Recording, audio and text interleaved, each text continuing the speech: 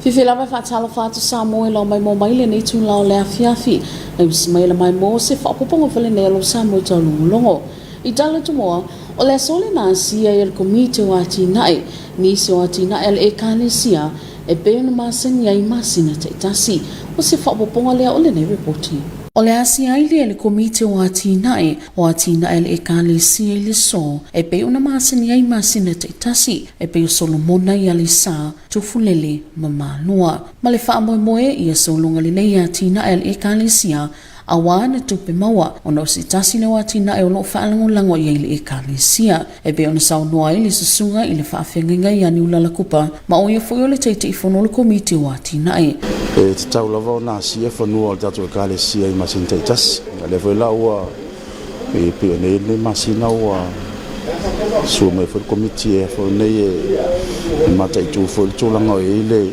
fatino ngalo sunga le pule me la foi ngalo le fa o mona ta miloi fanua ia mau mai tawina mo le mawina o lo le leile fa tino ngole la foli nga le pule me fa nga le fa mamaina ia male o ai le le tua o ia fanua le kalesia e va ona si le fia fo ia fo ne tato TV ia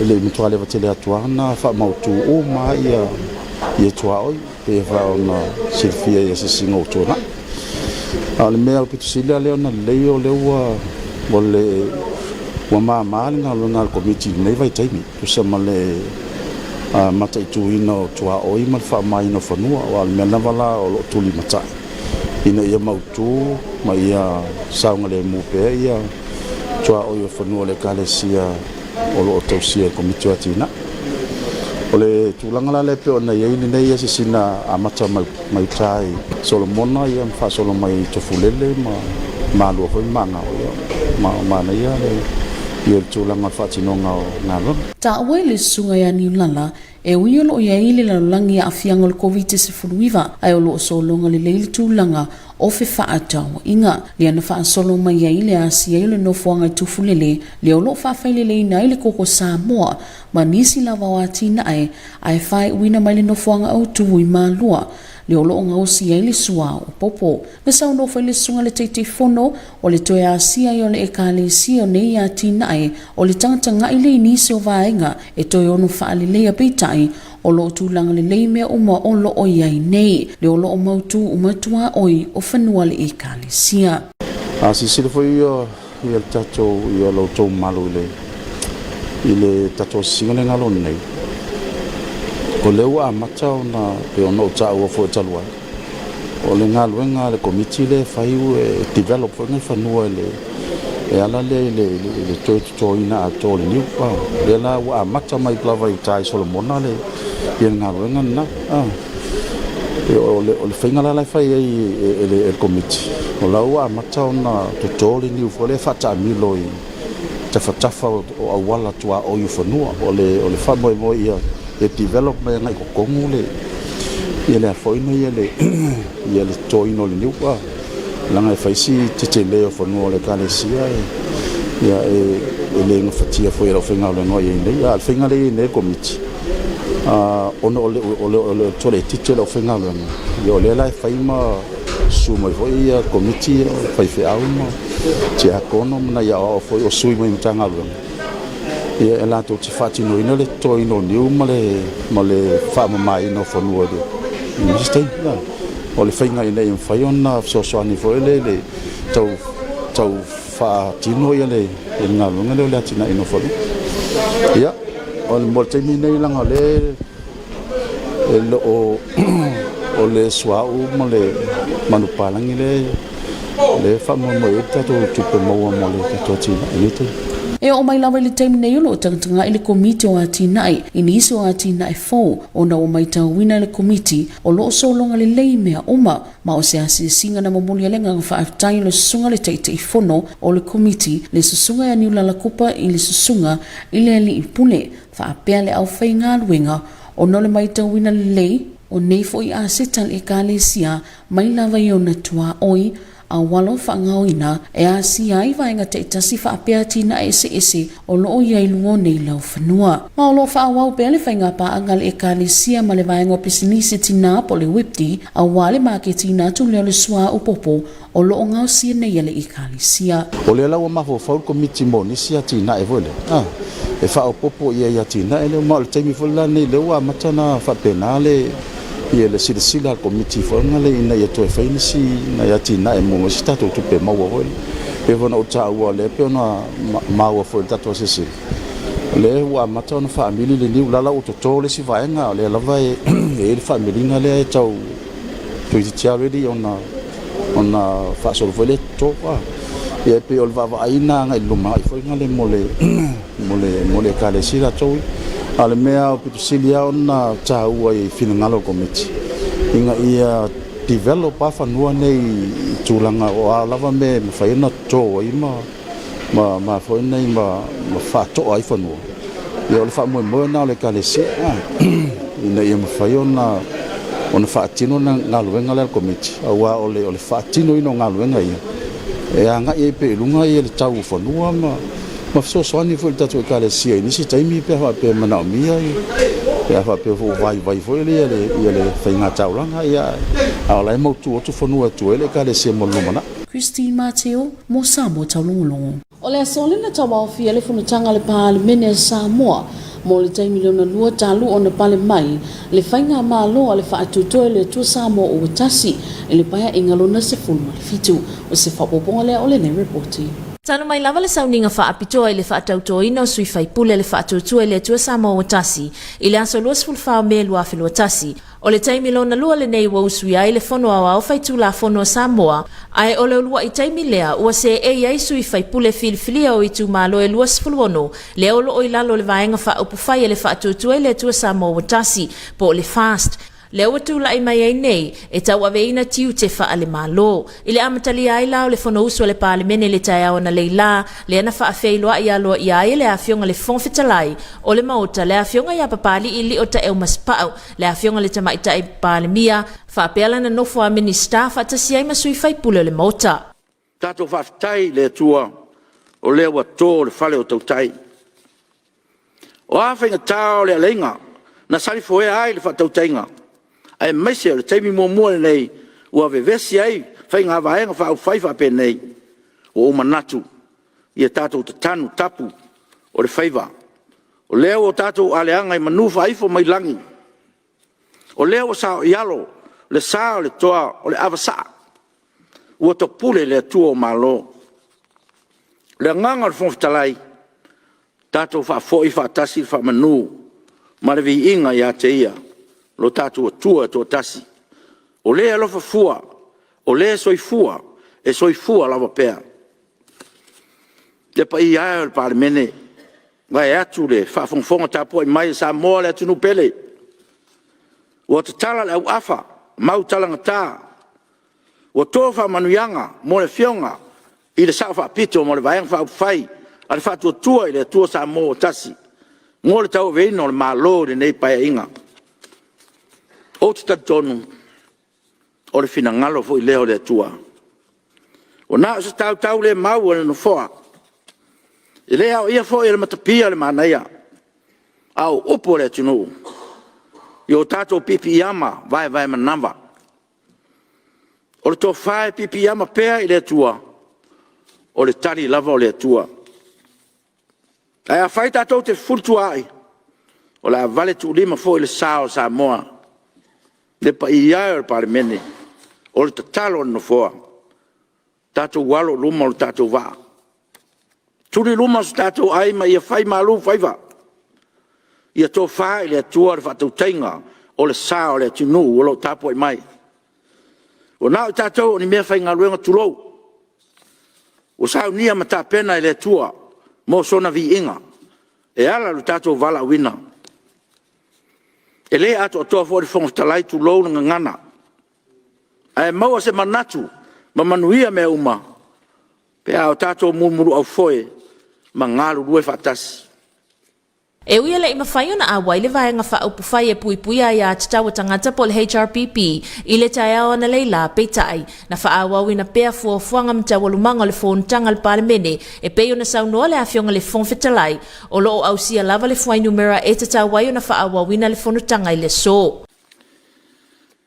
Taluai ona le whai o sui mamalu e ono whaangaina ni whai unga le palemene po le quorum, i lona whainga o sui e tauna awai 5 sumantas. Lona winga e te tau o na 2 sumaleono sui e whaamaunia e se whai unga palemene e lea fia e le whongwhitalai. Peitai, o lea wawa noa nei o tātou na whoa o i tu malo e fitu ia maua tu iti tia i lea whai o palemene i le fast fumal fa. O lona a whainga tau na pasia ai so se tulafono ma pasien tau pu tono palemene e te tau o na 2 fumal tolu. Taimini nei o lo 2 fululima sui fono le malo le palemene.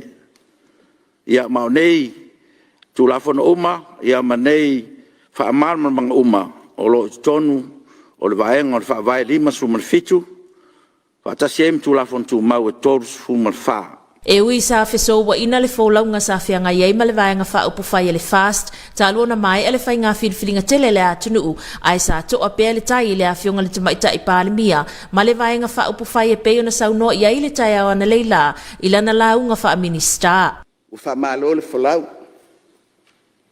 ua tau mai le tātou whai ngā malanga i le lona sifulu fitu o paia inga. O le palemene, o le fono faitula fono Samoa. Ua sau le vaana tiu, tau mai i le vaana tau, a o loo mamau lango o le vaa whawafulau. E whapena le winga o le tātou malanga, maona au vaa. O e tiu, o e o lo tau malai, ma e ua tāpua i mau. Ae o au waa foi, e tuu wha solo i matawha ioi. Lau e whionga le whangwhitalai, e tūlanga ese le nei paia inga, ma e pine i le vainga i le nei tae au, ma le tūlanga, ua le ato atoa le no foia o na foi tu malo o pei o na sasa wai i paia inga ua mawai. Ua silia i le wha masina talu mai le aso iwa o Aperila na whai ai le whiriwhiringa le atunuu e ala i le palota moni sui o le atunuu e tula i mai e whaafoe e whainga malo. O le tae au mua le nei,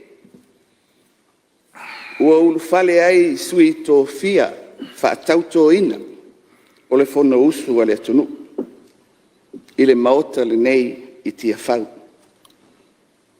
Sa whita le tau asa ina, ma whaatini le whiriwhiringa Samoa na whaia ia Aperila.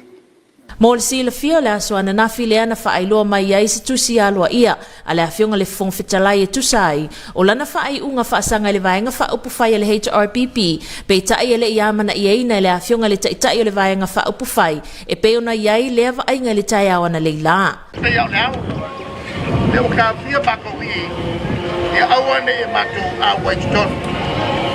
Ai whakingo la koka pasi ku la whongo whakukopi, ai lo ye se koro. O le koro, e lo polfetu. A se le whongwhitalai i tunga. O la lo fulono lea, ai lo fulima lea. E lea i se koro. E lea i se numela i whai ai o whai ni uma. Tau aloa. Le whai. A lea al mato whaolo o mau. Sa mato oe. Pero ai padao malo sal kolamo. Mai kua lalo la. Na samali ai la o le malo. Ese es sila. O le whaurulunga le tunu ne. Samali la o le malo ia ke me. E tala no iai kene tulanga. O le amana ia a ia tau whai pule. O mana na me rai ma le fong talai. O le upo pia me ma le fong talai. Kakia. O le kakia kula na ngai o mai nge kaya. O le upo ma saniai patula fono. O le aso ataya o le ato e whaawawina ai tawalumanga o le fono au fai tu la fono le atunu e ala le whaawawina o le tala noaina o le tala whaatatawa le tupe i lona whai taungalona lua whaatasi ai malaunga whaatau pou a sui whai pule o le mauta. Pai muntalo ale mo sa mo taulongolongo. Inisio tala o le asole na folisia i luma le palemene le tala whaatatawa le tupe e le awhionga le minister tupe le awhionga i a mulipola ana rosa moli o ina ia toi pou a tia e ma whaasoa te tauli ta mau ainga mo le si iti o soifua manuia o tangata o mo Samoa sao tilinga lea o le nei reporti. O le ulwa i taimile nei o fonga ina i lumo le palemene le tala whaatatawa le tupe lua whelua tasi lua whelua lua. Maolo ia ile fa moe moenga o le asa momo o ki topai a matalia ai ngā luenga mafuafuanga mtanga luenga mawhaala tonga malo e tu sa o le tala wha atatawa le tupe ma o le a wha se e se mai e loa mai le wha o ngā ina le tala o le tupe mo wha lawe wha afo se e pei o na iai le taiminei ai le saunoanga le a fionga le tamaita i minister o tupe le a fionga ia mulipola ana rosa ale moli o i le taiawana leila le ana ia ta uai o le autu lava ia o le tala wha atatawa le tupe le nei tausanga ia toe poupou a tia e mawhaasoa te taule ta mau ainga mo le si iti o le soifua manuia mo tangata o mo Samoa. Ma o le manulauti o le whainga malo filifilia o lou ainga o tangata nuu o lou atu nuu malawanga nuu ma le whaakerisiano o le tātou matawhai o i tau ave whaatasi lea. E tu sai ma le tū la whono tū mau tasi tau tas. E ia te au le abatele. O te tū ina tu ai luma le laulau a whono al palemene. Le ulua i tala whaatatau au tu o le tupe, lua o lua tasi, lua o lua lua. E avea ia au e whai masui o le malo. O le ulua i whai ngā malo o le vaenga wha upu whai, o le whaatuatua i le atua Samoa o tasi. O le nei tala au tu o le tupe, o se tala o le tupe o fesuia inga o whai ngā malo. Mai whaalupe ina o le tala o le tupe, e pou, a tiae, ma whaasoa te tau le tamau a inga, mo le si itia o soifua manuia o tangata uma o Samoa. O le nei tala whaatatawa le tupe peo na saunoa le awhionga le tamaita i minista o lo ave lava le whaamua i le soifua malolo ina o le atunu, ai mai se tāpenanga, mo le puipuinga o le atunu mai le whaamai o le COVID-19. O lo tu mau pea le whaamua le whainga malo le nei, ia puipuia Samoa mai le whaamai o le COVID-19. Ai leo whaatuatua na iai le tali atu ia awhianga. Wai ai nei le pau o le tamau ainga. Ona o tapu, whaapea le tapu nia o tātou whemalanga inga whaavau malo. E tele mano anoa ilu i tau sa whetai ia i masi o tātou watu nuu. I le paia inga whatu a mawai atu nei. E au fia ai male ngase upu whaia malo. Ina ua mai al whai ngā pālota. Ia a perila lua o lua tasi. O le fuafuanga tātou whai ngā malo o tū mai le foe. O le tala o le tupele nei, o le a matai o na pou, a tia e ma whaasoa te tau le tamau a inga o le malo. Mo le si itia o le soifua fia, ma le manuia o tangata uma o Samoa. O le manulautia le whainga malo fōwolo o iei lava le whaamoe moe o le a ausia ai le soifua manuia o tangata lautele, a wase manuia o le a tunuu. O le manulauti fo ile nei al whainga malo filfilia. O loo whaamoe moe ausia lea, le whaatawa ina o ni whainga whaavai au tū e pei o le nei. Mua, o le whaalelei au soifua manuia.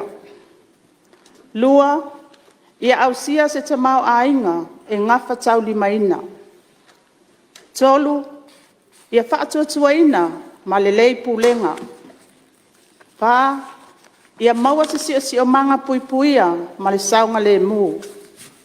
5, Ia whaatūlanga ma whaatino lelei a tinae, mga luenga te tele, ia umi o na lelei lo na whaonga aina. Mai lua pasene o lo fuafuaina o le ato e whaatupula ia i le tamau ainga o le atunu i le lumanai. E ui o lo fuafua le toi whaatupula ia le mua le tamau ainga le lua pasene, i le whaiunga le tausanga whaale tupe lua o lua tasi lua o lua lua.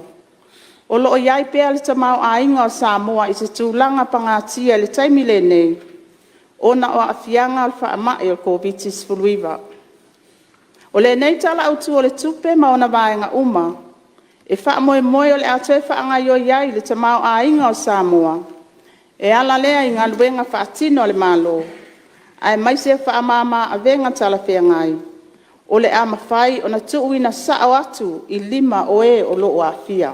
Na saunole ta maipta e minister, e wisa iai whai ngā tāma whita i le awala sa wia, o na o le tautu uwhatasia o le neitala o le tupe peitai, sa iai lavalo na tali tonunga o le ngā luenga sa whaatinoina, ma so o tau au uma iai mata ngā luenga, ma ofisa uma o le malo. Pai muntalo ale mo Samoa tau longolongo. I le pui mal whaititi o sawa ngai titono a whio anga, o se tasi leo vaenga tūlanga ese, mai le a whio anga whangai e alai le lātu ngā luenga o lo o whaatinoina, se whapoponga le ole nei reporti. E le tala noina sa wanga matanga e mai se le whaata waina leo a wala, e pui ma whaata atiti ai ni whaafita au ni te tono a whio anga, o le esi leo mataa au polo ave yei le whaama mafa a le a whio anga whangai e. Mai le whaata utai e le fono le a whio anga, sa mata i tu uina ai le to manga mo e poponga te le tūlanga, o lo o le lei e pūlinga whangai e whaatitau i le amata upu, e pe una ta ua ele matai ta ua le a whio ngā pola te vaupo vale, o le whaitau o lo whaata waina, e le nuina isi le fie whangai e, o le ainga e le o se nuu, ma o le ala lea wā lai o ngā lue whaatasi tangata, e pe o le tausi lea, o le vā whea loa ia maise le wha alo. O le whaitau o wha mauina isu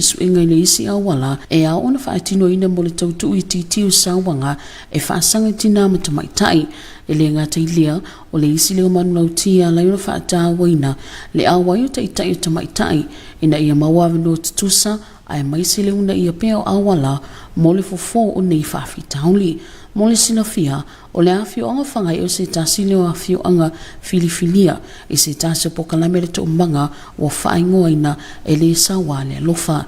Christine Mateo, mo Samoa taulongolongo. Se vai ngala te mai ni winga le tau mo le pone ma le aso a tai au. Tala whala Samoa se whapoponga le ne lo tala tau mo le ne a fiafi. Mai lata satelite o na iau mawalalo whaapea mawalunga lo ofiti ai pele tunu. Ata whawhanua le tau o sa vilum tau polonga to o lo a fia i Samoa, mai a fia i amanai te mwini sa taimi.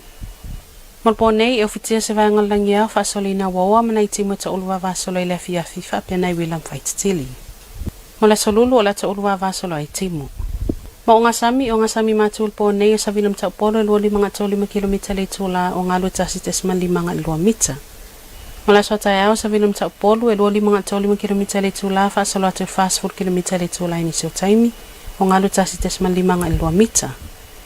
O ngā sami sautel po nei o sa vilum tau polo e lua 5 kilomita le tula o ngā lua tasi te 5 mita. Ma la sota e au sa vilum tau oloa e lua 5 kilomita le tula mai whaasolo atu 4 kilomita le tula o ngā lua tasi te 5 mita. Tala tai o la sotu imantai su 5 minute te etasi lwa veao, pele mai tu sfutasi minute le valu. Sotu i 5 minute te elua le oli, on toi pele ele lol tai 2 minute te ele valu le fiafi.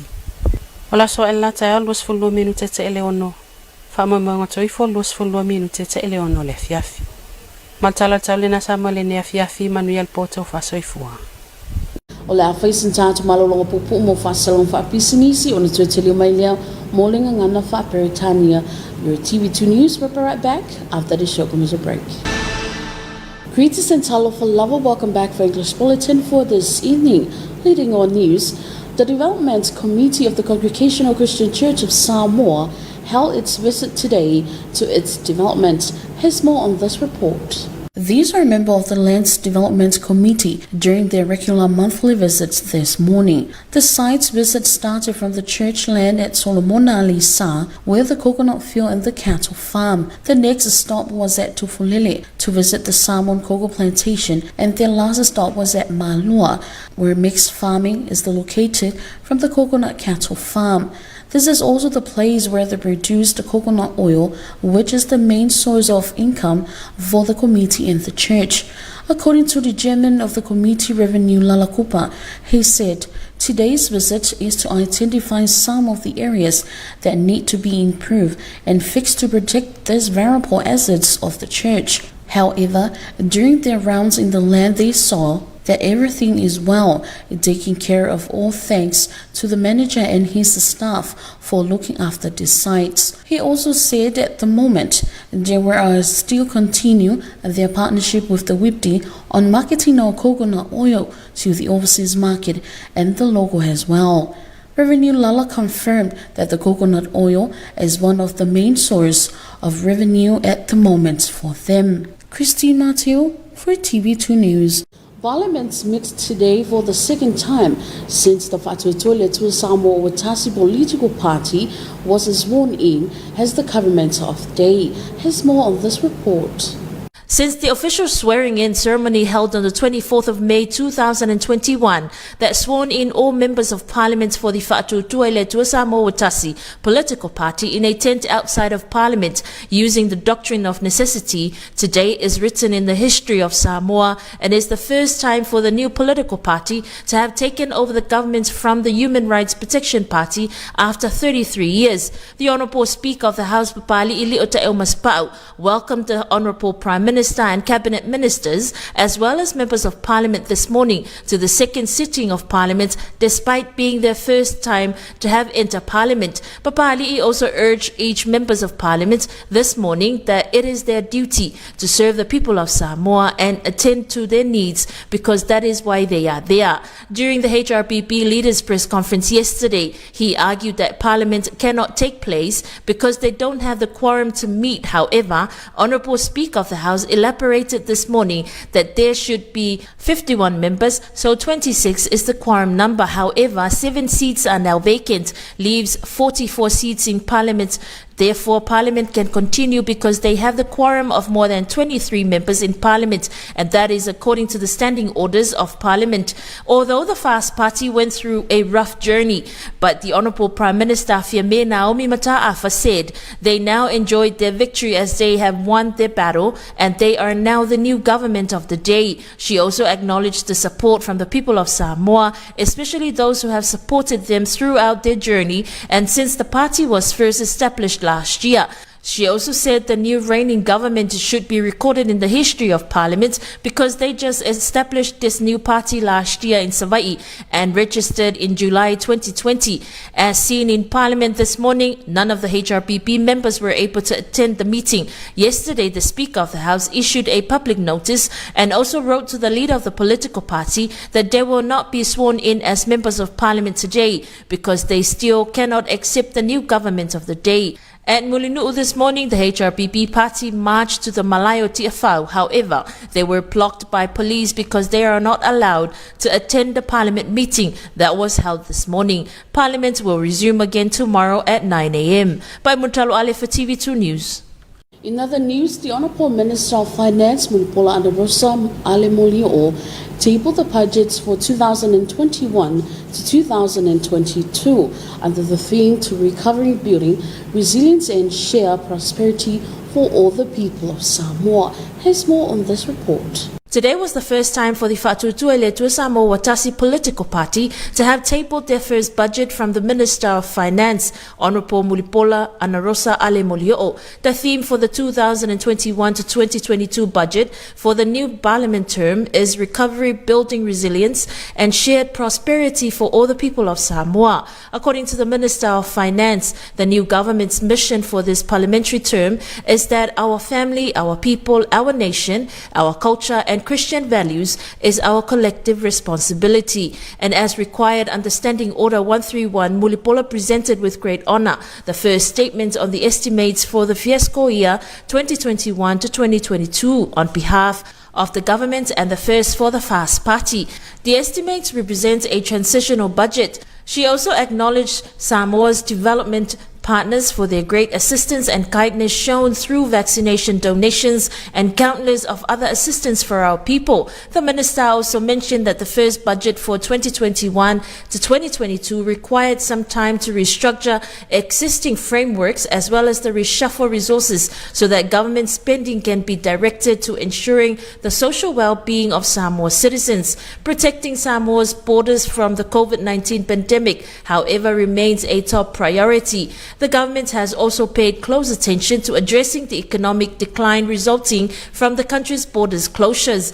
Samoa's faced many challenges during the last parliamentary term, including the political standoff post-elections. Mulipola also believed that the new government with the new budget will be the starting point from where a more efficient and more directed use of government resources can be actioned to ensure social harmony and secure shared prosperity for all the people of Samoa. The new administration identifies some of the key policy outcomes that will support the achievement of their vision, and that is to improved human development, sustainable economy, trusted governance, secured environment, and structured public works and infrastructure. The outlook for the fiscal year under discussion 2021 to 2022 anticipates a slight growth in the economy by 2% should all planned priorities, and that is including targeted assistance to affected sectors, communities, and vulnerable groups that is outlined within the budget be implemented successfully.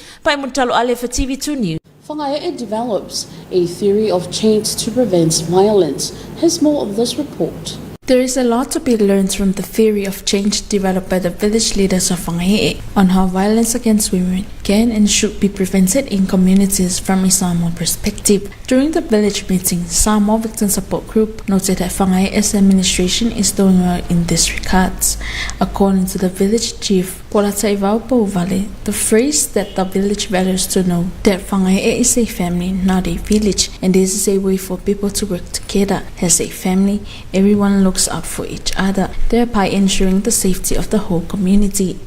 This statement notes research on another approach that needs to be taken to reduce violence against women. In addition, the participation of women leaders to ensure equal opportunities and to promote solutions to these problems is also a priority. The village of Whangae is one of the 10 villages selected in one of the programs of SPSG called Elisa Walia Lofa. Solonema Walese for TV2 News. And here's your weather forecast for tonight and tomorrow. Greetings Samoa, here's another edition of your weather bulletin for this evening. Latest satellite loop indicates few low and high level clouds still affecting the islands. From a weather map, an easterly wind flow prevails over Samoa, providing clouds and few showers over the group. For tonight, partly cloudy, becoming cloudy with isolated evening showers and a chance of few thunderstorms. For Wednesday, isolated showers. Forecast for the marine, northern marine waters for tonight. Easterly winds of 25 to 35 km per hour, waves of 1.5 to 2 meters. For tomorrow, easterly winds of 25 to 35 km per hour, increasing up to 40 km per hour, waves of 1.5 to 2 meters. Southern seas for tonight, easterly winds of 25 to 35 km per hour, waves of 1.5 to 2 meters. And for tomorrow, southeast winds of 25 to 45 km per hour, increasing up to 40 km per hour, with waves of 1.5 to 2 meters. And the tide table, high tide will be at 14 minutes past 1 early morning, low tide at 11 minutes to 8 tomorrow morning, high tide at 4 minutes past 2 in the afternoon, and low tide again at 2 minutes past 8 in the evening. Sun will rise tomorrow at 22 minutes past 6 in the morning and will set at 22 minutes after 6 in the evening. And that's your weather bulletin for tonight. Until tomorrow, have a great evening. And that is the end of your TV2 News for this evening. Thank you so much for joining us. Enjoy the rest of our program. Until then, good night. Ole fa ngole na lo Samoa tonu longo mole nei ba ngole afiafi fa tai tele le mai mo mai e mole te minei to fasi fo.